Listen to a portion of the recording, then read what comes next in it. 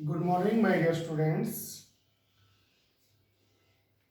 कल हमने पढ़ा था वाट ऑफ फैक्टर के बारे में और हमने देखा था कैसे आयोनाइजेशन होती है एक सॉल्यूट की। ये डिसोसिएट भी हो सकता है आफ्टर आयोनाइजेशन और एसोसिएशन भी हो सकती है कुछ सॉल्यूट के केस में, जैसे कि हमने देखा था एसिटिक एसिड के केस में। ऐसा ही एक एग्जांपल मैं आपको और देता हूं। बेंजोइक एसिड जो है बेंजीन सॉल्वेंट में, इसकी भी एसोसिएशन होती है, डाइमराइजेशन होती है। डाइमराइजेशन से मेरा मीनिंग है जो बेंजोइक एसिड होता है C6H5COOH, this is benzoic acid. अगर ये सॉलिड होता है व्हाइट कलर का, it is an organic compound. जब हम इसको सॉल्यूट लेते हैं और बेंजीन में डिसॉल्व करते हैं C6H6 में, तो ये डाइमराइज होता है। कल जैसे आपने केस देखा था एसिटिक एसिड का, वो भी क्या हो रहा था, डाइमराइज हो रहा था। तो जब एसोसिएशन या डिसोसिएशन होती है तो हमने अपने कोलिगेटिव प्रॉपर्टी को मॉडिफाई किया था। हमने कहा था कि ऐसे केस में जो हमारी कोलिगेटिव प्रॉपर्टी है उसका मॉडिफाइड फार्मूला हम यूज करेंगे। तो अब हम एक छोटा सा रिलेशन हमने डिराइव किया है, van't Hoff factor and degree of dissociation. जो डिग्री ऑफ डिसोसिएशन है उसको हम अल्फा से डिनोट करते हैं और डिग्री ऑफ डिसोसिएशन का सीधा सीधा मैं आपको एक मीनिंग बताता हूं। डिग्री ऑफ डिसोसिएशन एक डायमेंशनलेस क्वांटिटी है, एक रेशो है, एक नंबर है। किसका नंबर है? सपोज करो आपने कोई भी इलेक्ट्रोलाइट लिया है, कोई भी इलेक्ट्रोलाइट की आप बात कर रहे हैं, तो डिग्री ऑफ एसोसिएशन, आयोनाइजेशन और डिसोसिएशन को हम अल्फा से डिनोट करते हैं। अल्फा में जैसे हम डिसोसिएशन की बात कर रहे हैं, तो जो हमने सोल्यूट लिया, सपोज करो NaCl लिया, कि बिफोर डिसोसिएशन इसके कितने मोल्स थे और आफ्टर डिसोसिएशन कितने मोल्स हुए, दोनों का रेशियो अगर हम लें तो हमारे पास अल्फा आ जाता है। सपोज करो हमने इसके 100 मोल्स लिए और डिसोसिएशन पूरी हो जाती है, तो मैक्सिमम जो ये अल्फा है 1 होगा। मैक्सिमम जो डिग्री ऑफ एसोसिएशन है या डिग्री ऑफ डिसोसिएशन है वो 1 हो सकती है और अदरवाइज ये उससे कम रहेगी। क्यों कम रहेगी? आपने कोई वीक इलेक्ट्रोलाइट लिया है, वो पूरी तरह से डिसोसिएट नहीं हो रहा है। अभी आएगा है न्यूमेरिकल, देखेंगे अभी आगे। आपने कोई सॉल्यूट ऐसा ले लिया जो पूरी तरह डिसोसिएट नहीं हो रहा है, ऐसे केस में क्या होगा, पार्शियली वो डिसोसिएट होगा। तो उस केस में आप अल्फा की वैल्यू 1 नहीं लेंगे, ये भी आप देखेंगे। तो आइए हम देखते हैं कि जो वाट ऑफ फैक्टर है इसका डिग्री ऑफ डिसोसिएशन से क्या मेल है। Suppose 1 mole of solute A is dissolved in a solvent and it dissociates into n particle. मैं 1 मोल की बात कर रहा हूं, कोई रिस्ट्रिक्शन नहीं है हमारे ऊपर, या आप जो एक्सपेरिमेंट कर रहे हैं उसमें 1 मोल ही ले, आप 2 मोल भी ले सकते हैं, 3 मोल भी ले सकते हैं और ज्यादा भी ले सकते हैं, बट सॉल्यूशन थोड़ा डाइल्यूट हो तो ज्यादा बेटर। देखिए इसका 1 मोल लिया तो इसके जो एक इसका मोल था वो n पार्टिकल्स में डिसोसिएट हो गया। अब मैंने यहाँ पर A लिया है, मैं यहाँ पे NaCl भी ले सकता हूं। मैंने क्या बताने की कोशिश की है, ये देखिए आप बड़ा अच्छे से आप समझ जाएंगे। ये देखिए 1 मोल ऑफ NaCl लिया, 1 mole of NaCl dissociates into 2 particles, or you can say 1 mole of NaCl dissociates into 1 mole of Na plus and 1 mole of Cl negative। ठीक है, कोलिगेटिव प्रॉपर्टीज में हम नंबर ऑफ पार्टिकल्स की ही बात करते हैं, क्योंकि colligative property number of particles पर ही डिपेंड करती है, राइट। हमने एक इनिशियल कंडीशन सेट कर दी कि कुछ भी सपोज है, हमने मान लिया इसका एक पार्टिकल है, ये अभी डिसोसिएट नहीं हुआ इनिशियली, शुरुआत में। आफ्टर डिसोसिएशन, डिसोसिएशन कब हुई? जब आपने इस सॉल्यूट को सॉल्वेंट में डिसॉल्व कर दिया। आफ्टर डिसोसिएशन व्हाट हैपेंस, जितनी इसकी डिग्री ऑफ डिसोसिएशन है उतना इसमें से माइनस कर देंगे आप। मैंने अभी आपको बताया मैक्सिमम क्या हो सकता है, ये पूरा डिसोसिएट हो जाए, उस केस में आप क्या करेंगे, अल्फा को 1 रखेंगे।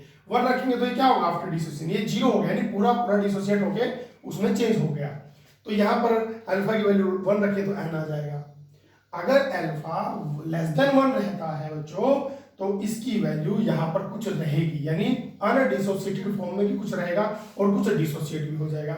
ऐसा होता है in case of weak electrolyte. अगर हम NaCl जैसा इलेक्ट्रोलाइट लिए हो तो फुली डिसोसिएट हो जाता है, तो यहाँ पे ये वैल्यू 0 हो जाएगी, क्योंकि उस केस में हम अल्फा को 1 लेते हैं और यहाँ भी अल्फा को 1 लेंगे तो n हो जाएगा। ओके, अब हम बात करते हैं total number of moles of solute after dissociation. मैं आपको एक बात याद दिला दूं, in class +1 in chapter equilibrium जब हम एसिड का डिसोसिएशन पढ़ते थे तो कुछ कुछ ऐसा ही हम वहां पर यूज करते थे। इक्विलिब्रियम वाले चैप्टर में न्यूमेरिकल में आपने बहुत बार देखा होगा, डेरिवेशन में भी देखा होगा। जो मोल्स हैं सोल्यूट के आफ्टर डिसोसिएशन वो कितने हो गए, मान लीजिए इतने अनडिसोसिएटेड रह गए, इतने डिसोसिएट होकर के नए बन गए, तो दोनों का सम लिया हमने 1 minus alpha plus n alpha. देखिए number of moles of solute before dissociation 1 लिया है हमने। मैंने कहा आपको बिफोर डिसोसिएशन 1 और आफ्टर डिसोसिएशन ये जो वाट ऑफ फैक्टर की हम कल बात कर रहे थे, कल हमने जो रेशियो बताया था, यानी लास्ट वीडियो अगर आप देखेंगे तो उसमें हमने लिखा था कि I that is watt of factor which was given by Watt of in 1886 is the ratio of normal molar mass divided by observed molar mass।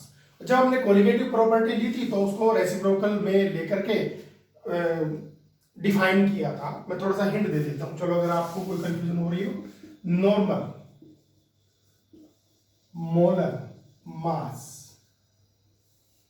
नीचे लिखा था हमने ऑब्जर्व मोलर मास, ये रेशो लिया था बच्चों।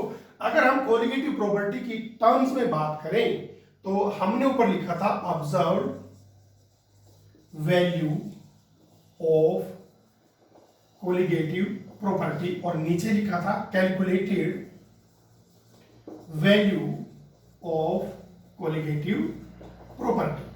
अब देखिए, चूंकि हमने जब फॉर्मूले आपको दिखाए थे, जो मोलर मास है जनरली हम कोलिगेटिव प्रॉपर्टीज का यूज करके मोलर मास ही निकालते हैं और मोलर मास कोलिगेटिव प्रॉपर्टी के साथ इनवर्सली रिलेटेड होता है। तो नॉर्मल मोलर मास मींस जो थ्योरेटिकल है, वो जो हम थ्योरेटिकल वैल्यू से कैलकुलेट करते हैं कोलिगेटिव प्रॉपर्टी की उससे आएगा, इसलिए हमने नीचे लिखा क्योंकि दोनों में इनवर्स रिलेशनशिप है। जो ऑब्जर्व है वो एक्सपेरिमेंट से आएगा, तो जो ऑब्जर्व मोलर मास है ये एक्सपेरिमेंट से निकाला हुआ मोलर मास है, और जो कंसर्न्ड कोलिगेटिव प्रॉपर्टी होगी वो इनवर्सली रिलेटेड होगी, इसलिए इसका कोलिगेटिव प्रॉपर्टी ऊपर, इसकी कोलिगेटिव प्रॉपर्टी नीचे। ये रिलेशन हमने कल बात की थी। आज मैं आपको बता रहा हूं जो आई है यानी वाट ऑफ फैक्टर है, इसको हम रेशियो ले सकते हैं number of moles after dissociation, number of moles after before dissociation. वो I is equal to 1 minus alpha plus n alpha divided by 1 और I is equal to 1 minus alpha plus n alpha. इसको हमने थोड़ा सा rearrange किया है बच्चों, 1 को दूसरी साइड ले जाने पर I minus 1 is equal to alpha common लिया, n आगे और अल्फा पीछे, n minus 1 alpha is equal to this. क्या मीनिंग है इसका? जो डिग्री ऑफ डिसोसिएशन थी वो अल्फा थी, उसका हमने वाटर फैक्टर से रिलेशन निकाला है। अगर हमें वाटर फैक्टर पता है, n की वैल्यू पता है, तो हम डिग्री ऑफ डिसोसिएशन भी निकाल सकते हैं यूजिंग कोलिगेटिव प्रॉपर्टी। अब मैं एक न्यूमेरिकल आपके सामने रखा है, देखिए ये आप एक बार कल वाली वीडियो से देख लें और आज में थोड़ा नया कुछ ऐड किया वो भी थोड़ा समझ लें। ठीक है बच्चों, देखिए अब देखिए इस न्यूमेरिकल की तरफ देखेंगे हम। 0.1 molar solution of K for FeCN6 square bracket was 46% ionized at 27 degree Celsius temperature. Calculate the osmotic pressure of the solution. देखो बच्चों, सबसे पहले इस तरह के जो हम केमिकल फार्मूले लिखते हैं वो कॉम्प्लेक्सेस के होते हैं। आप क्लास +2 में कोऑर्डिनेशन कंपाउंड में इनके बारे में पढ़ेंगे। सबसे पहली बात, जब इसको सोल्यूट में डिसॉल्व करेंगे तो ये ऐसे आयोनाइज होगा। मैं डबल एरो लगा रहा हूं क्योंकि ये सिर्फ 40% ही डिसोसिएट होता है, पूरा 100% डिसोसिएट नहीं होता। देयरफॉर इसकी जो डिग्री ऑफ डिसोसिएशन अल्फा है ना, देखिए 40% है तो 46/100 हो जाएगी इसकी डिग्री ऑफ डिसोसिएशन। अगर रेशो निकालो तो कितनी हुई 4.46, आई ना 1 से कम। देखो इसमें भी अभी मैं चर्चा करूंगा। जो स्क्वायर ब्रैकेट है इसके अंदर का पार्ट ऐसे ही रहेगा, ये कभी आयोनाइज नहीं होता। इसके बारे में डिस्कशन जो हम कोऑर्डिनेशन कंपाउंड 9th चैप्टर है केमिस्ट्री का आपके इसी +2 क्लास में, वो हम तब डिस्कस करेंगे। तो क्या होगा, जो बाहर का पोर्शन है 4K will get ionised plus FeCN6 और 4 नेगेटिव, 4 पॉजिटिव, 4 पोटेशियम आयन जो है 4 प्लस देंगे और 4 माइनस मैंने यहां लिखा है, और दोनों जब कंबाइन करेंगे तो ये न्यूट्रल कॉम्प्लेक्स बनेगा। ओके, ये हो रहा है। मैंने डबल एरो इसलिए लिखा बेटा क्योंकि ये पूरी तरह डिसोसिएट नहीं हो रहा है। अब देखिए कहीं ना कहीं डिसोसिएशन हो रही है, इसलिए हमें modified colligative property that is water factor कहीं ना कहीं यूज करना पड़ेगा। अब हम बात करते हैं, हमें निकालना है osmotic pressure that is pi. ठीक है, उसका फॉर्मूला जो है pi is equal to ICRT। देखिए ये हम नॉर्मल कोलिगेटिव प्रॉपर्टी का फॉर्मूला यूज करते हैं, चूंकि यहां पर डिसोसिएशन हो रही है तो हम मॉडिफाइड प्रॉपर्टी का यूज करेंगे दैट इज ICRT। अब बात ये आती है हम आई को निकालें कैसे। अब देखिए आई जो है this is equal to 1 minus alpha plus n alpha, right. ध्यान से देखें यहां पर ये अभी जब हम डेरिवेशन कर रहे थे तो हमने आई की वैल्यू ये निकाली थी वाटर फैक्टर की। ओके, ये इस 1 को हम इग्नोर कर सकते हैं, डायरेक्टली लिख सकते हैं।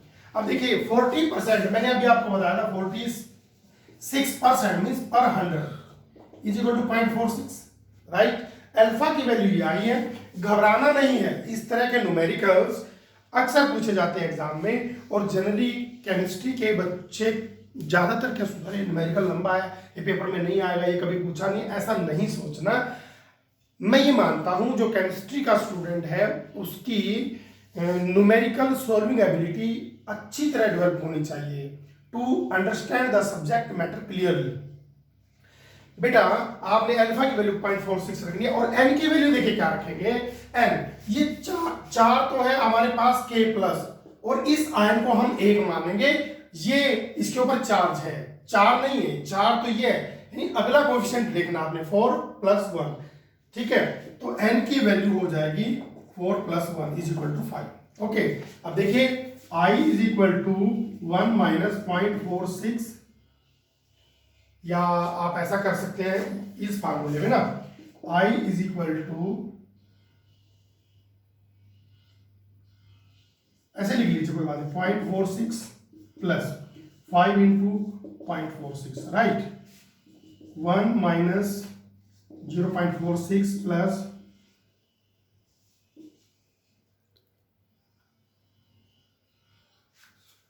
ये हो जाएगा, right.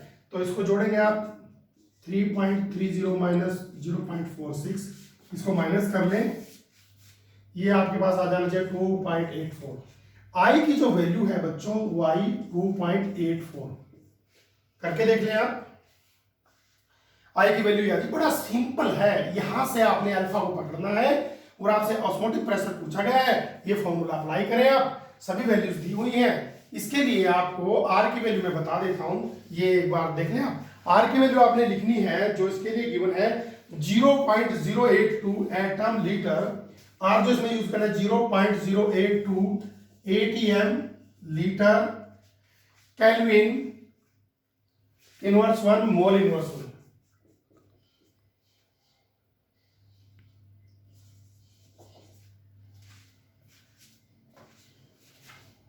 R is equal to 0.082 atm litre kelvin inverse mole inverse 1। ठीक है, ये आपने नोट कर लिया, वीडियो पॉज करके इसको देख लेना, मैं इसको सोल्व कर रहा हूं। Pi is equal to ICRT, C is concentration, I की वैल्यू अभी आपने देखी 2.84, C की वैल्यू 0.1 मोलर, मोल पर लीटर, ये भी ध्यान दें, यूनिट्स बहुत इंपॉर्टेंट है, चाहे फिजिक्स हो चाहे केमिस्ट्री हो या कोई और कैलकुलेशन आप कर रहे हैं, यूनिट्स अगर आप ध्यान से देखते हैं तो गलती होने के चांस बहुत मिनिमाइज हो जाते हैं, कहीं गलत कर भी रहे तो पकड़ी जाती है वो गलती। C is the concentration, molar capital M में लिखा है तो इट्स मीन मोल पर लीटर। अब देखिए R की वैल्यू मैं यहां से पुट कर रहा हूं, 0.082 ATM litre kelvin inverse mole inverse 1। Suppose करो हम कहीं गलती भी करेंगे तो पता चल जाएगा। 27 डिग्री से हर एक चीज, हर एक पैरामीटर इंपॉर्टेंट है जो क्वेश्चन में दिया होता है। 27 डिग्री सेल्सियस मीन 300 केल्विन, क्योंकि 27 degree celsius is equal to 27 plus 273 is equal to 300 kelvin. अब देखिए बच्चों, सबसे पहले हम लिखेंगे 2.84 इंटू 0.1 इंटू 0.082। सारी न्यूमेरिकल वैल्यूज जो है वो एक साइड, यूनिट सारी पिछली साइड ले जाइए। Mole litre inverse into atom litre kelvin inverse mole inverse 1 हो 300 से मल्टीप्लाई करना रह गया।